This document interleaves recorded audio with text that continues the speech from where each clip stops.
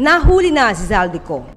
Matapos ang halos 8 buwang pagtatago, nitong Huwebes, inanunsyo ng Malacanang ang pagkakaaresto kay former Congressman Zaldico matapos siyang mahuli sa German border nang magtangkang pumasok mula sa Czech Republic. Kasalukuyang nasa kustodiya na ng otoridad sa Czech Republic ang puganting si Zaldico. Isa si Ko sa mga kinasuhan ng graft at malversation, kaugnay ng maanumalyang flood control project sa Oriental Mindoro. Nasangkot ang kumpanya na dati siyang nakalista bilang incorporator.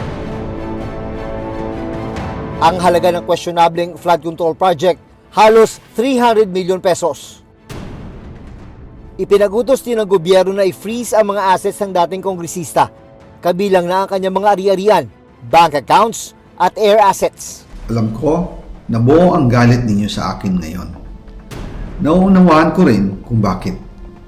Lalo na at malaki ang halagang nakataya. Sa mga susunod na linggo, inaasahan ang pagbabalik sa bansa ni Ko para harapin ang mga kasong isinampa laban sa kanya